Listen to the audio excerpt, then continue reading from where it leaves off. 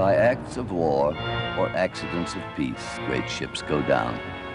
Enter the final anonymity of the sea. Among survivors, each will remember a private fragment of disaster, a startled glimpse of eternity.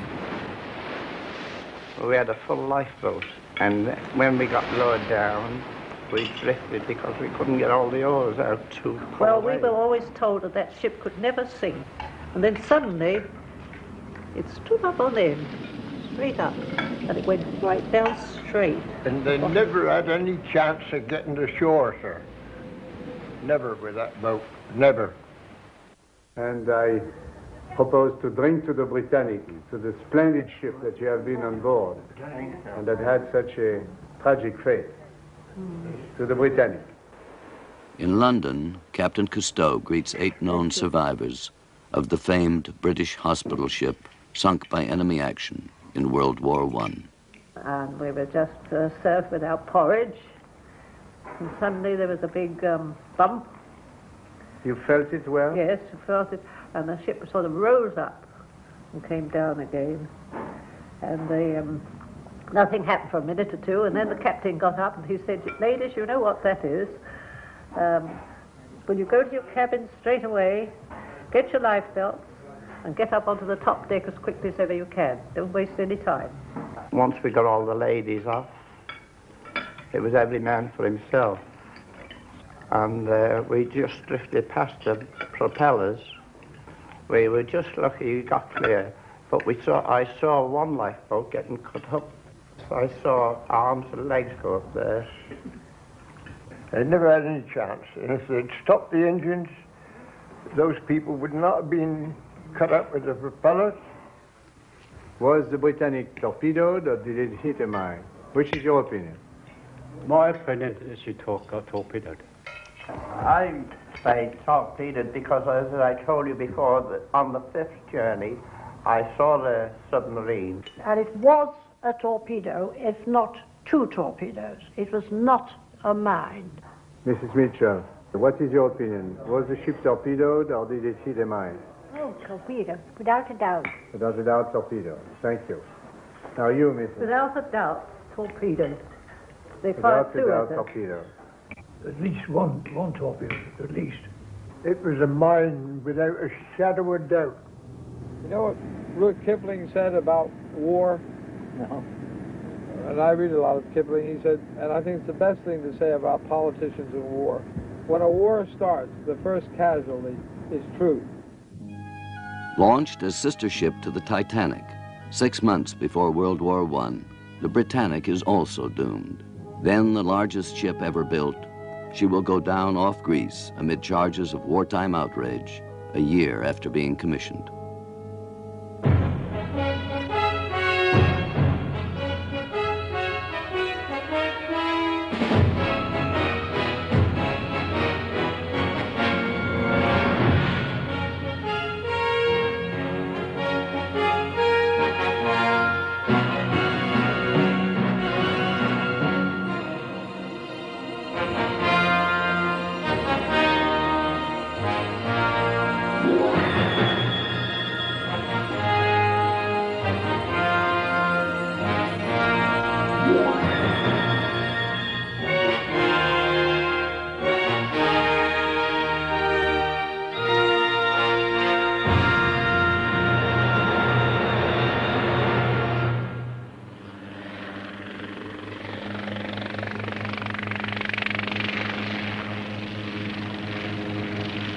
Following the path of the Britannic on her 6th and fatal voyage, the Calypso heads eastward into the Aegean, stormy cradle of Western man.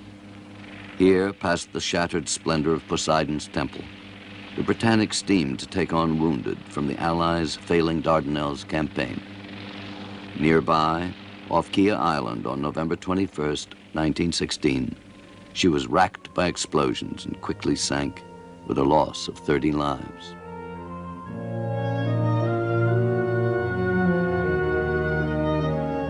For 6 decades, the questions have remained. Was the Britannic carrying war supplies? Whether struck by a mine or a torpedo, how could a single weapon have finished such a supposedly unsinkable ship? The answers lie in Kia Channel.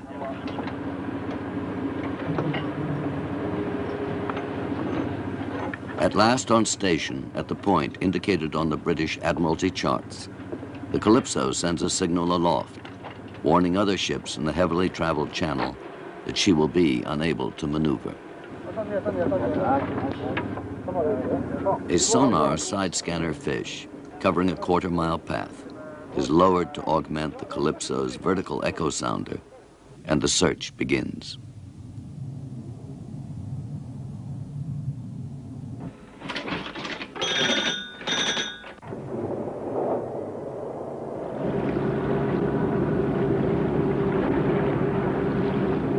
Hour after hour, under the watchful eye of Dr. Harold Edgerton, famed electronics inventor, the sonar signals reveal a lengthening profile of the sea bottom.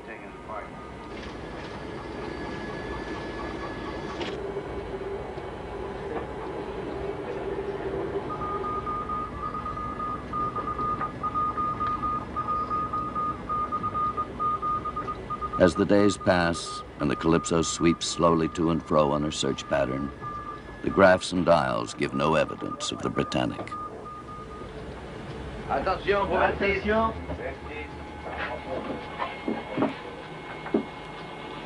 260. 260.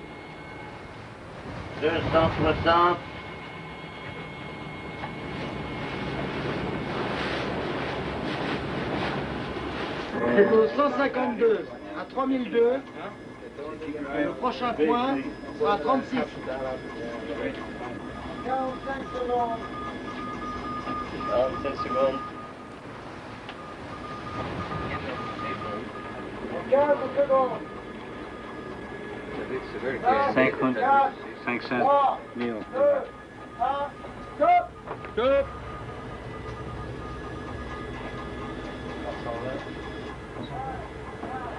Still no sign. Something is wrong. Puzzled, Cousteau widens the area of search.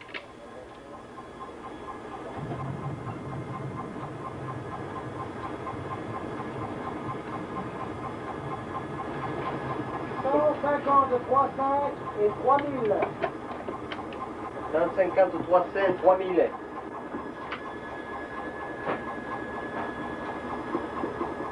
Line, the same one we saw yesterday.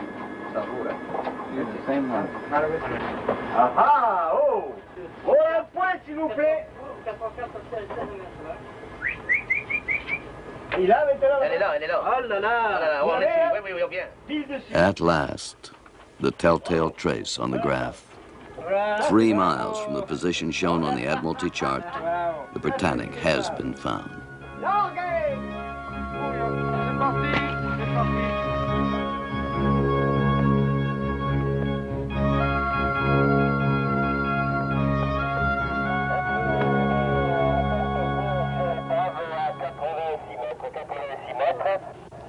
D'accord, bien reçu. Il y a beaucoup de mou dans celle-là, il y a beaucoup de mou. La bouée est à l'eau, il y a beaucoup de mou. Hein. Et là surtout qu'il ne faut pas se gourer. Hein. In a briefing session with the divers, Cousteau considers the difficulties of exploring the great liner's 50,000-ton hulk, compares it with a scale model of the Calypso's 3.5-ton soucoupe or diving saucer. It is, he remarks, like a flea on an elephant. It is the 2-man soucoupe that will make the first reconnaissance of the sunken vessel, completely self-contained, propelling itself by jets. The saucer can remain underwater for as long as 4 hours, achieving depths far beyond the reach of free-swimming divers.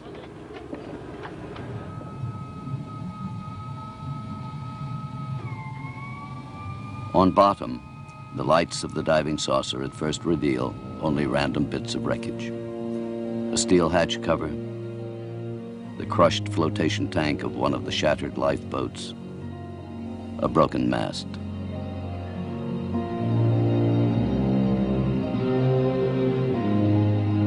Then, out of the dark, looms a darker silhouette.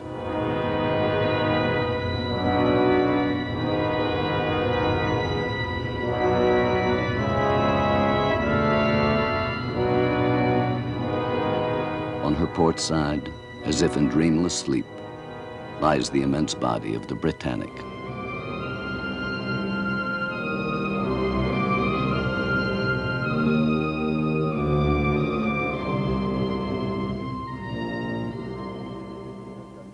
Later, aboard the Calypso, Chief Diver Albert Falco describes videotape made during the descent. On a d'abord trouvé une cheminée, quelques tubes, et puis finalement une énorme silhouette sombre devant nous.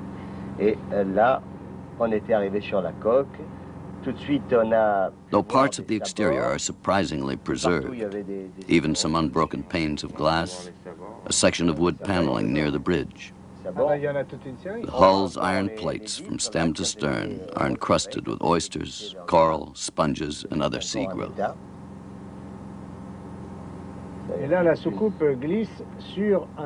Though some of the huge liner's 2,000 portholes were open at the time of the explosion, it had little effect on the swiftness with which she sank, despite a commonly held belief.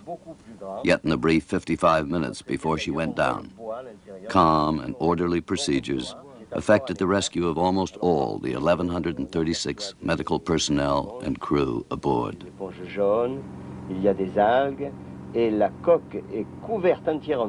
The size of the wreck makes any general view impossible.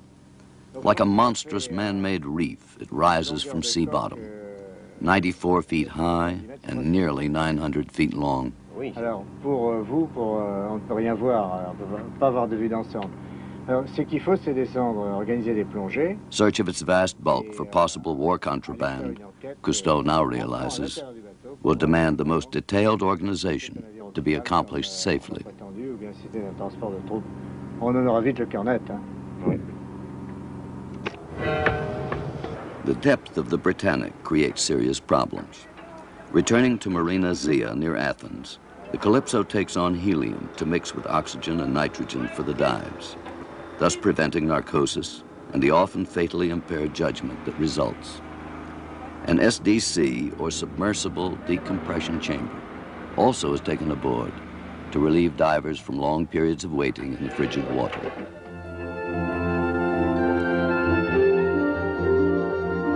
Her decks and holds crammed with special equipment, the Calypso hurries back to Kia Channel.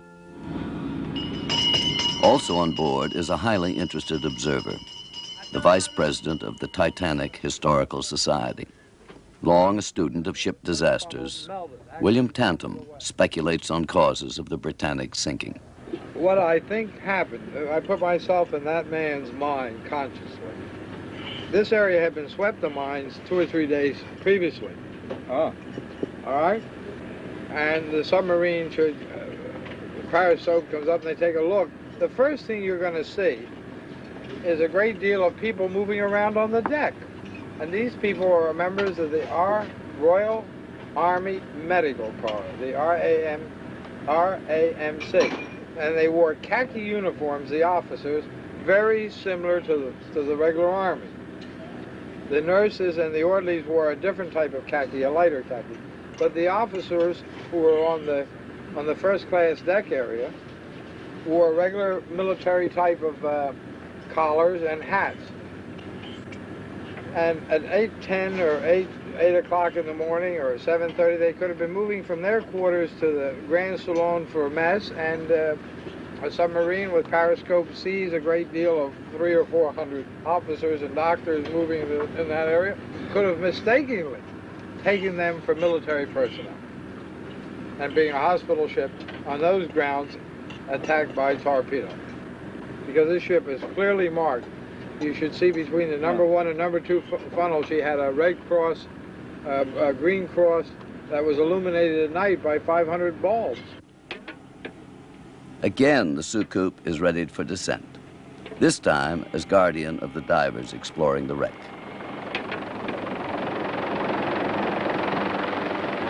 Now from Scotland, a formidable visitor joins the Calypso explorers. 86-year-old Sheila Macbeth Mitchell, a volunteer nurse aboard the Brittanic on her last voyage. Mrs. Macbeth Mitchell still holds sharp, clear memories of that fateful November morning in 1916. Oh, yes. One of the handful of surviving eyewitnesses, she today lives in quiet retirement with her 92-year-old husband in Edinburgh. Yet, invited by Cousteau to revisit the scene of the tragedy after a lapse of 60 years, she was quick to come adventuring. When the machine is in the water, we untie her and she goes free. And she's propelled by jets, water jets. And here on the rear you have a big block of land that is a safety weight in case of emergency only. We drop that and come back to the surface. You see the saucer is going now. And there we go. There we go. The diver on top is there to unhook the machine. My father and my three brothers were engineers, and I like machinery.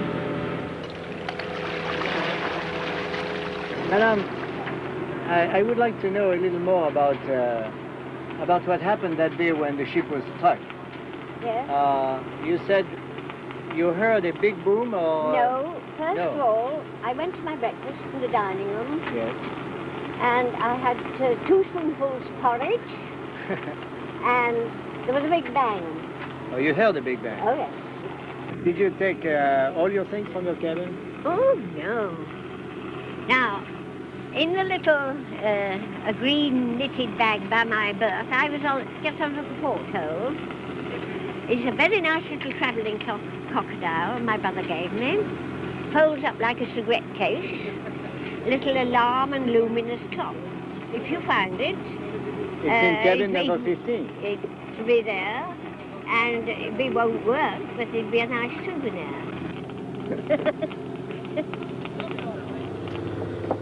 The first team of divers, Raymond Call, Yvon Jacques, and Van Dan, prepares for descent.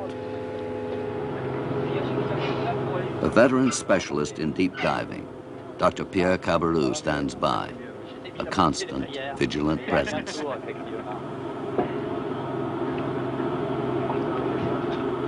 In his heavy, oversized tanks, each diver carries a carefully prescribed breathing mixture of helium, nitrogen, and oxygen, adjusted to the extreme depth of the dive, a formula determined through years of trial and analysis.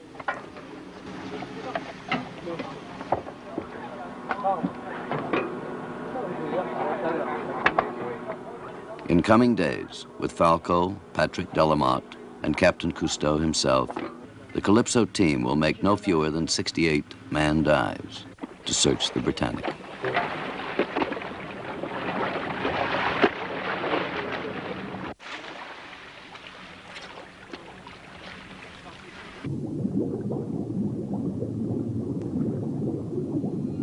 In the depth at which the divers must work, each man is permitted no more than 15 minutes before he must begin the long decompression procedures. Because the minutes are counted from the moment of submersion, the divers drop swiftly downward. At 150 feet, they plummet past the submersible decompression chamber, to which they must very soon return. Then quickly sunlight is left behind, and they enter the endless night of the depths.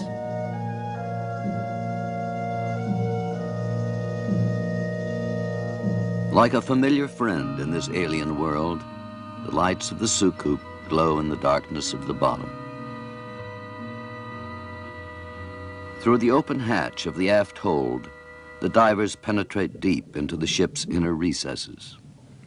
A ghostly presence from the world of air and sunlight, the corpse of the great liner now belongs to another element.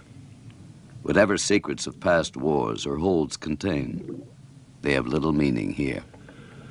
Now, in the dark, still depths, she has been taken over by other struggles, other occupants. The crab and the sea worm, the algae and the sponge. But the holds reveal no weapons.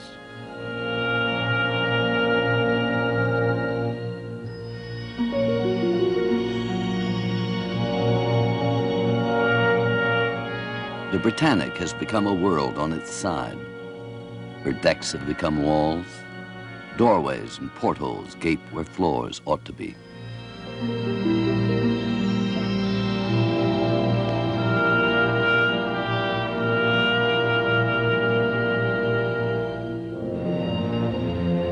One of the three-bladed, 38-ton side propellers stands forever fixed.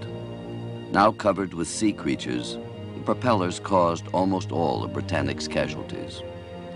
Lifted upward as the ship sank at the bow, the turning propellers drew the lifeboats into the blades, smashing them to matchwood as they struggled to escape the dying ship.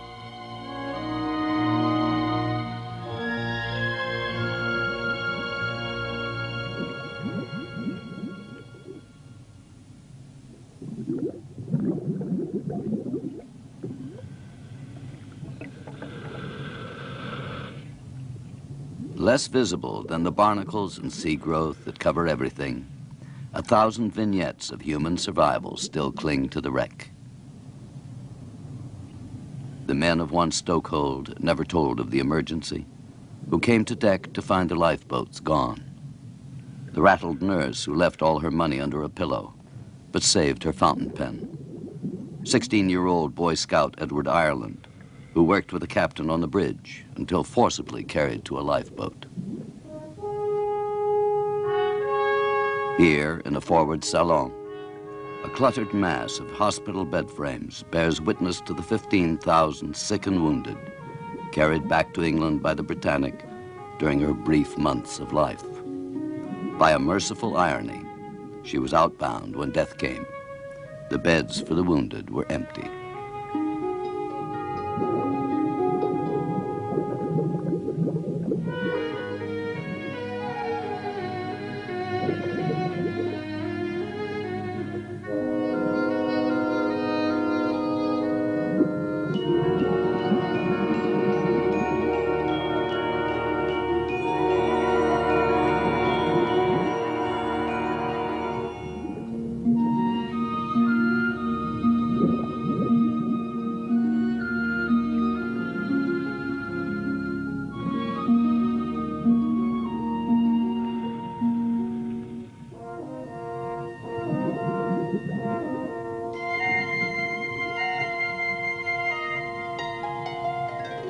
Here at the bridge, Captain Bartlett once fought vainly to beach his sinking ship. Then, at last assured that no one was left aboard, he stepped calmly into the sea, was later picked up by a circling launch.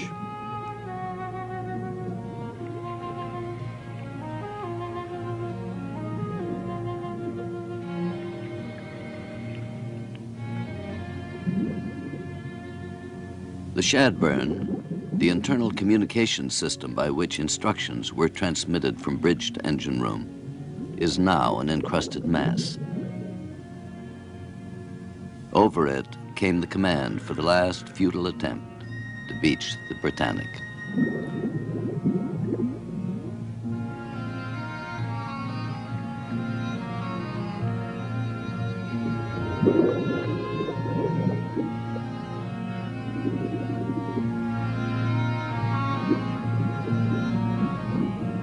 All that remains of the pilot wheel is the brass strap that bound the wood. The handholds and the wheel itself have long since rotted away.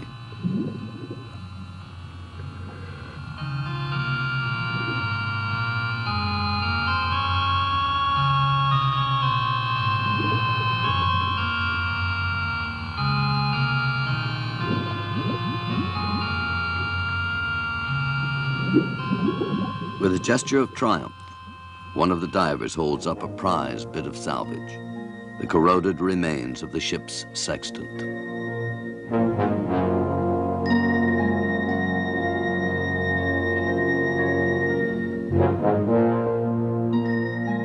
Near the bridge, in the comparative luxury of his rank, lived Captain Bartlett during the brief tenure of his command.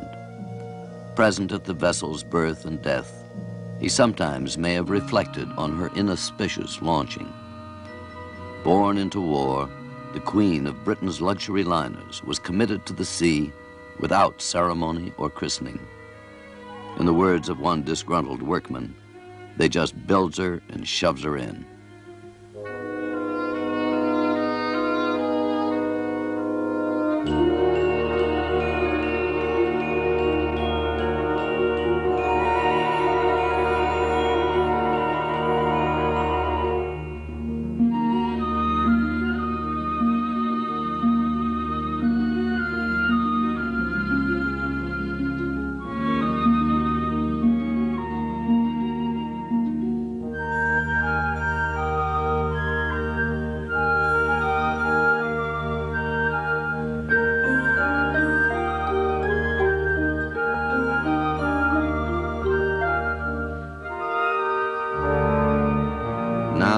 Time is the master.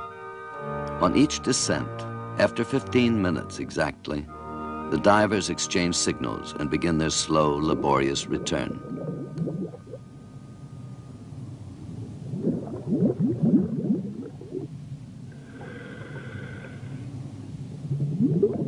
Waiting just above midpoint in their ascent, the decompression chamber offers a welcome sanctuary from the cold.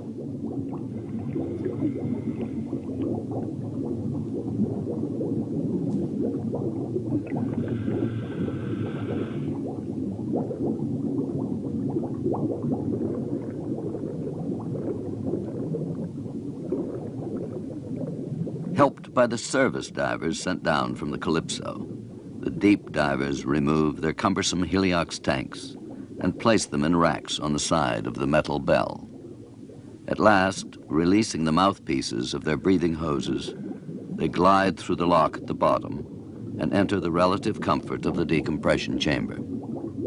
Êtes-vous à 3 dans la tourelle? Êtes-vous à 3 dans la tourelle? Vous êtes prêts à fermer la porte? As the Calypso is assured that all 3 divers are secure, one of the service divers makes a final check of equipment and closes the hatch.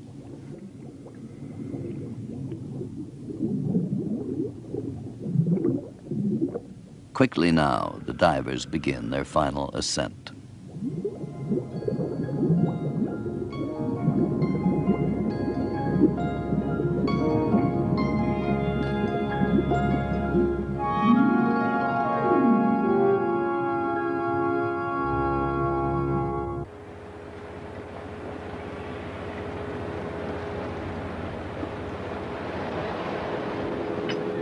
Hoisted to the crowded deck, the SDC is immediately lowered into the hold so that the soucoupe can be returned to its platform above it. Here, periodically breathing pure oxygen, while Dr. Cabarrou gradually alters the pressure in their capsule, the divers will remain in limbo for the next 2 hours and 45 minutes.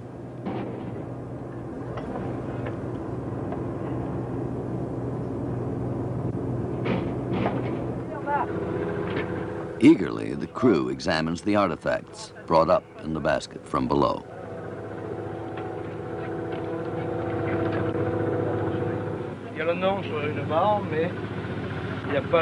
On the brass ring of the pilot's wheel, the manufacturer's name is still legible.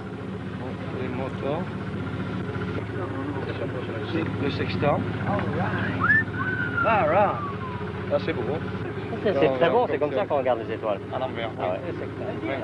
The ship's sextant, it is believed, might still be restored to workable condition if submerged for a time in fresh water and carefully cleaned.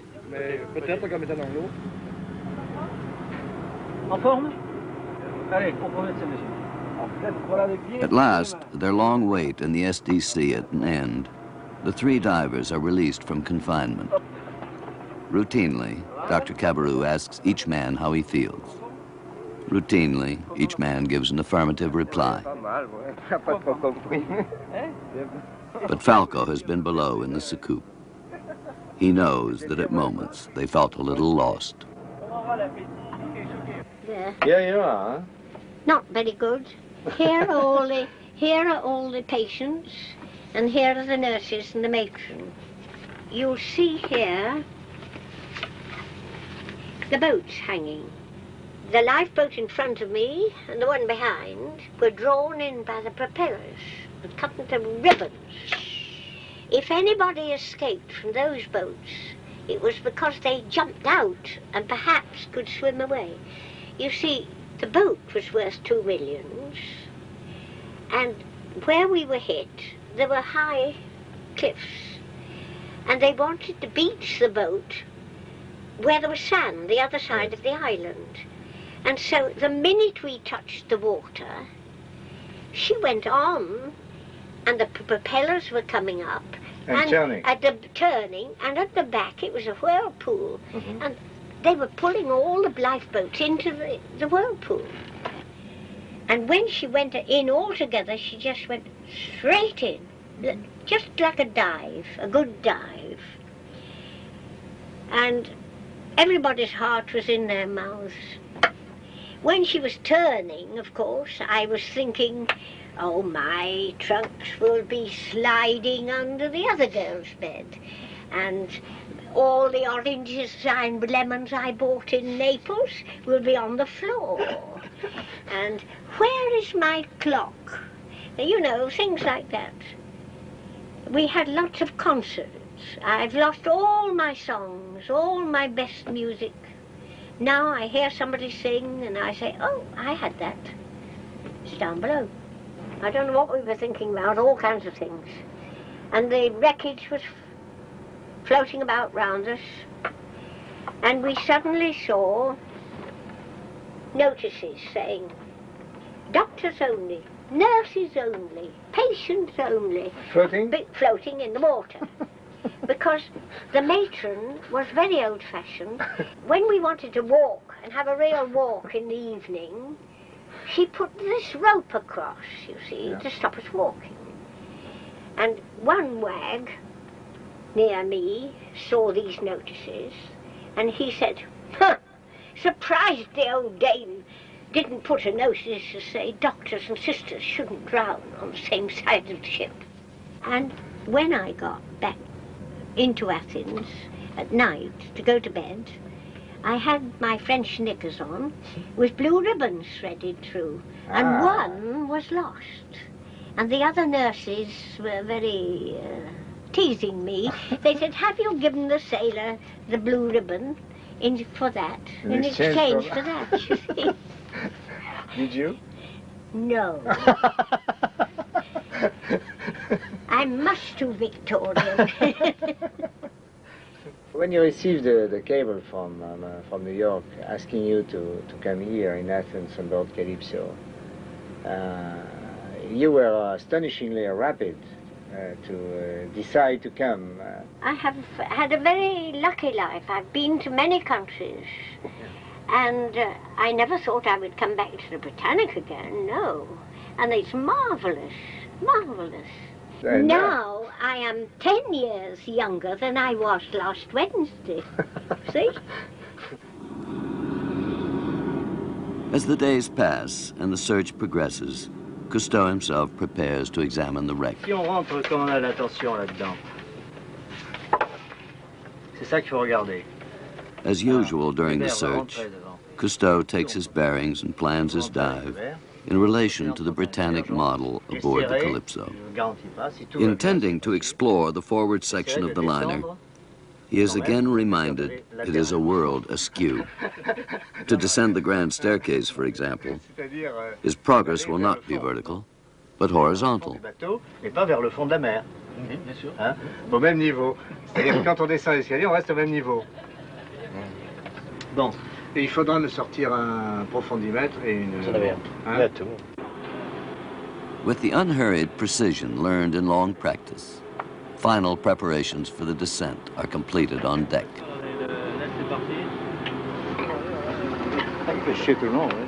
With his diving companions, Patrick Delamotte, and senior team member Albert Falco, Cousteau reviews the catechisms of underwater safety.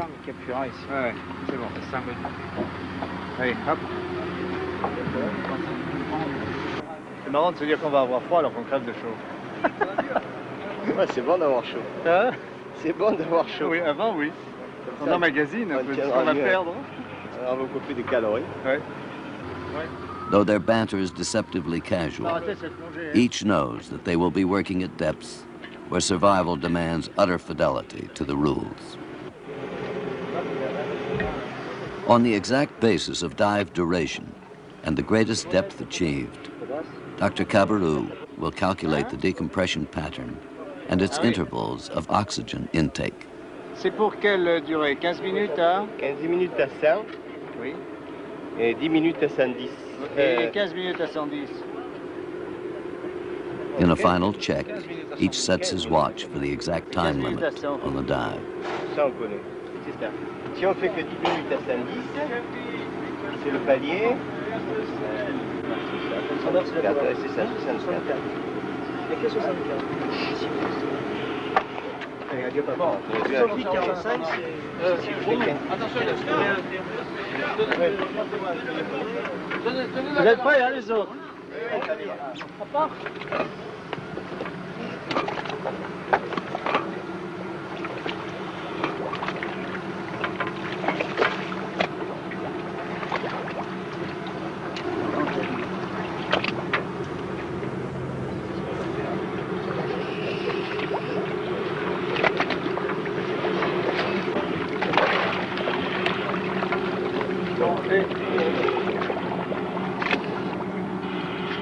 Il est parti. 15 300. Il est parti. As Cousteau submerges, Falco and Delamotte immediately follow, for already the clock has begun to count. As always, the dive is a race with time, a dreamlike fall to the bottom. I passed the decompression chamber, without which there could be no safe return for any of us.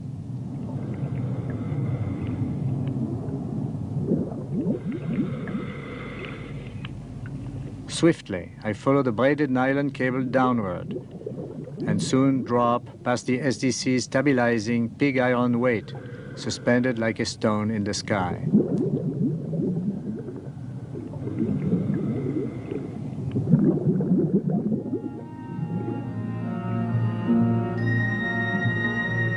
Almost at once, I cross the barrier of darkness. Then, at 180 feet, as Falco and Delamotte overtake me, we encounter the cold, the chill that invades our wetsuits and our spirits. At last, I begin to discern the colossal hulk. My depth gauge indicates 320 feet. It has taken us 6 minutes to get here. In 9 minutes, it is imperative that we begin our return.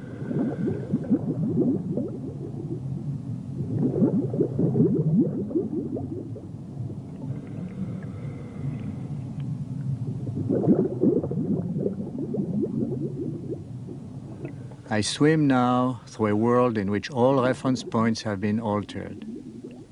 The walls of the monumental first-class hall are above and under me, the floor directly ahead.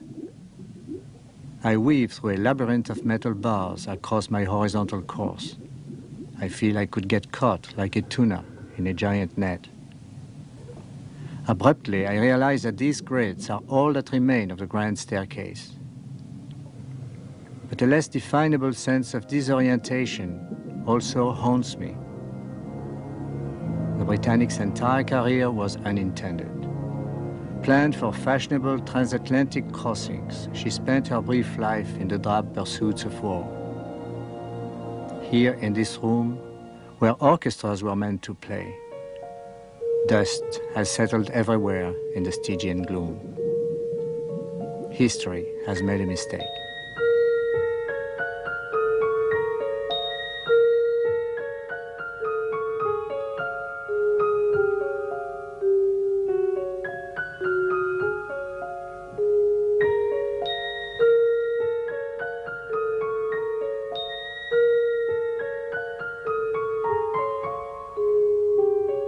I approached the huge opening ripped in the forward hull by the explosion. While Falco films and Delamotte aims the beams of our powerful lights, I search for clues that will tell us more about the Britannic's tragedy. Soon I am surrounded by twisted steel plates and bulkheads, by torn clusters of electric cables and rotted planks. I realize I have penetrated deep into the ship's entrails. Then darkness. I cling to a buckled pipe. My companions reappear and find me. What has seemed to me an eternity was only seconds. I remember the sudden fear, the line by Paul Valéry. A man alone is in bad company.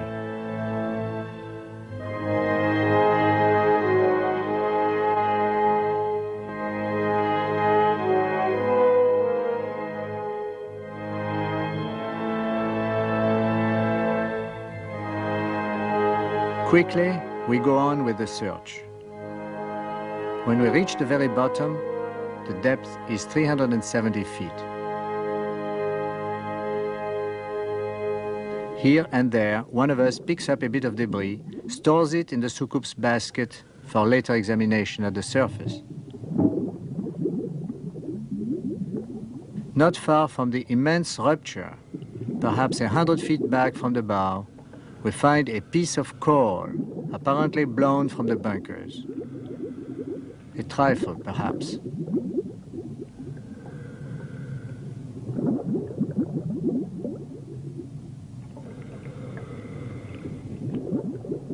My watch tells me we have reached the end of our short lease of time. I signal my companions. We withdraw and begin our ascent.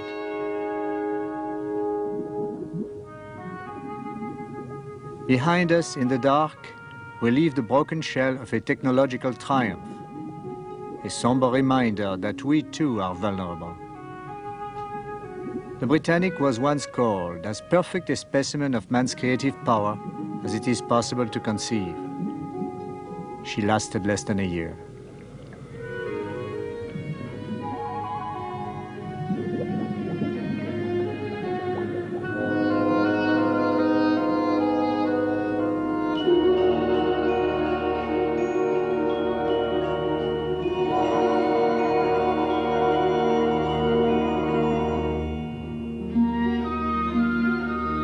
A little more than halfway up, the service divers wait at the STC. They help remove our air tanks and store them in the racks while we enter the warm haven of the decompression chamber. Back in the only world we can safely inhabit for the next 2 hours and 45 minutes, we are given a final check by the service diver, then begin the last leg to the top.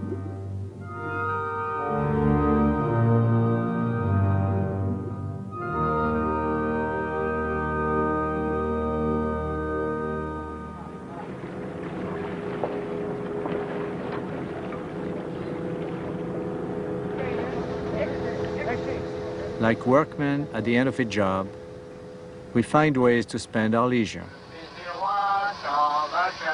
Avec un beau fusil d'argent, avec un beau fusil d'argent, il a tué le canard blanc, il a tué le canard blanc. Il n'y a pas de violette sans le printemps, ni d'amour même pour sans les amants.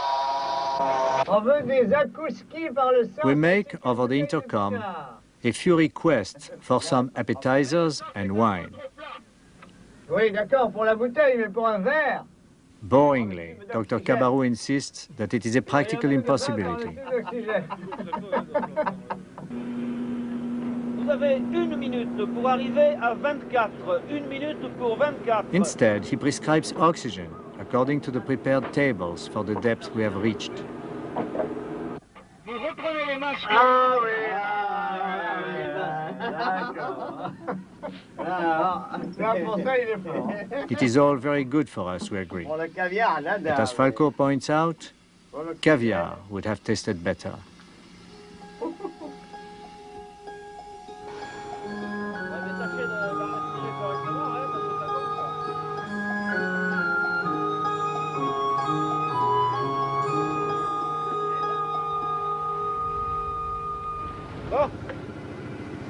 Okay. Qu'est-ce qui reste là? Obedient to the inflexible tables, we are at last released by Dr. Cabarrou from our tiny world.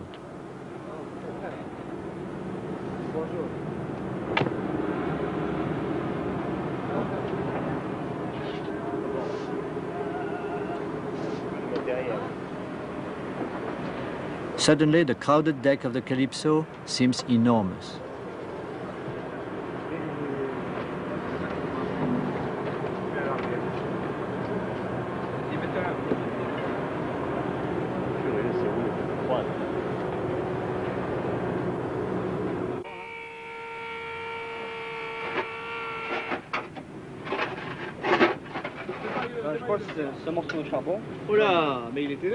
With the finding of the coal, most pieces of the Brittanic mystery seem reasonably clear. Nowhere have the searchers discovered evidence that the Brittanic was anything other than she claimed to be, a mercy-bound hospital ship.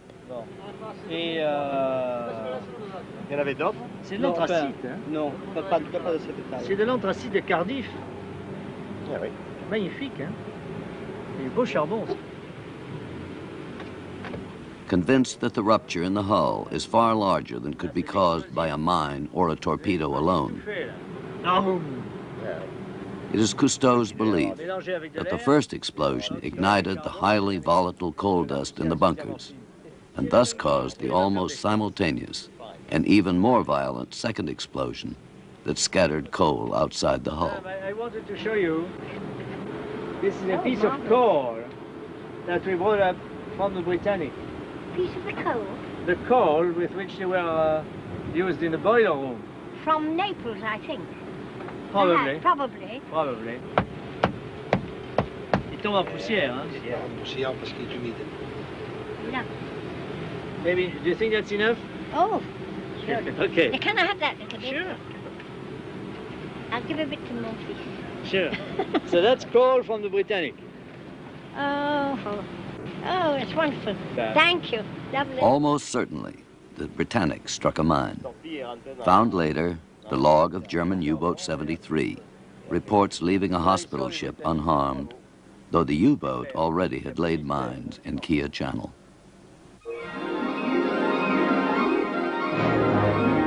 Its work is finished, yet for the Calypso, one mission remains to be done. To Mrs. Mitchell is granted an opportunity seldom given mortals, the chance to go back in time for a second look.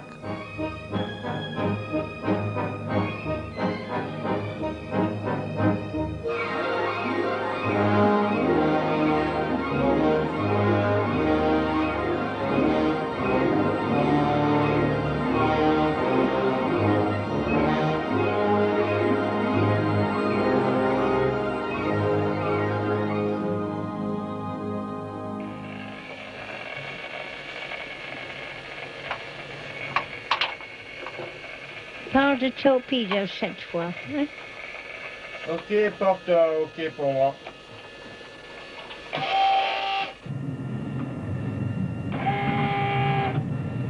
Descente normale pour moi.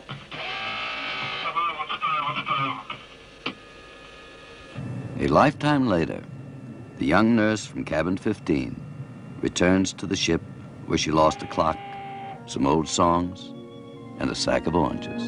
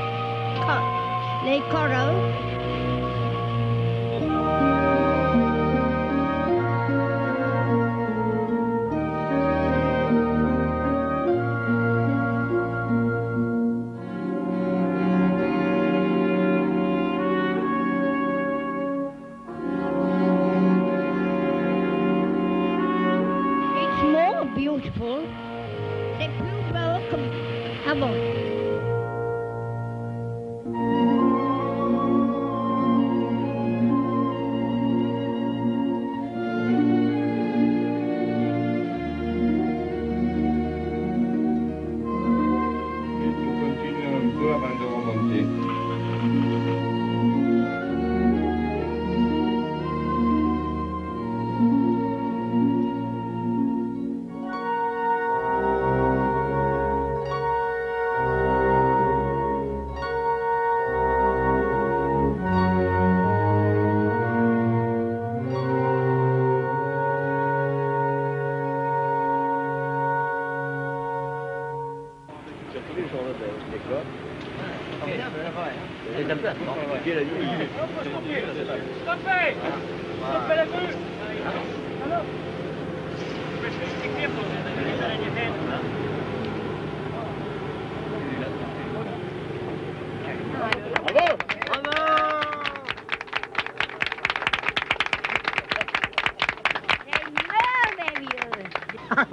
Good. Did you Et see the c'est ship? beaucoup mieux. Oh, le Britannic, c'est beaucoup plus joli maintenant qu'avant. Ah! C'est plus joli maintenant qu'avant. C'est vrai. Ah, c'est vrai. Et j'ai vu un grand lobster. Lobster. Lobster. Langouste. Langouste. Il a fait breathing, watch that. Yeah.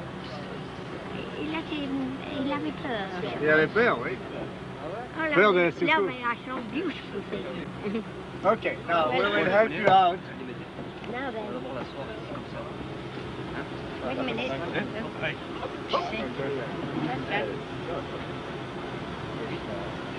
Get these big feet down.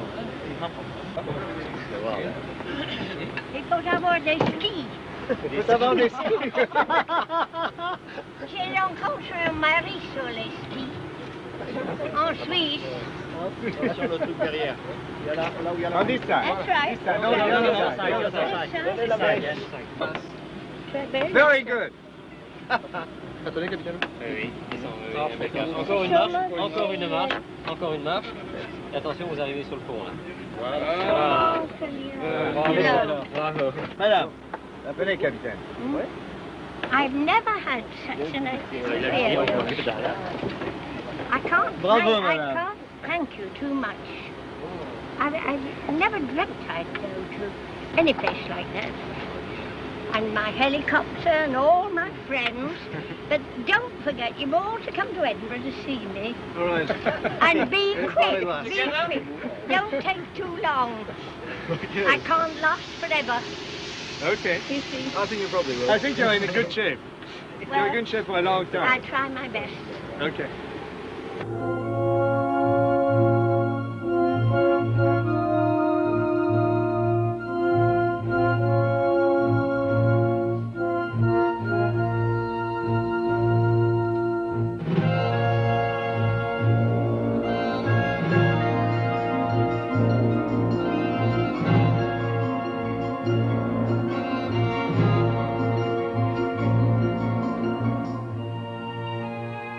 Again, Calypso's guest has packed her bags.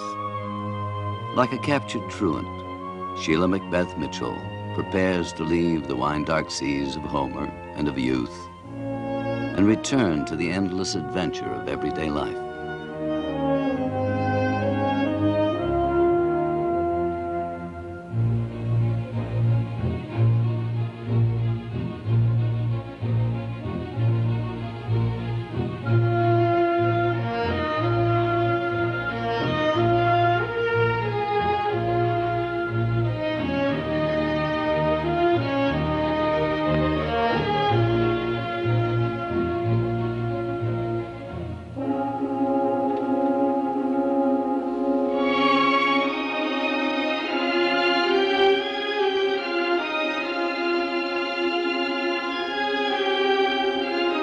Aboard the Calypso, each has been touched by a bright and indestructible lady. On whatever future journeys she may make, she carries from each a silent wish. Bon voyage, Mrs. Mitchell.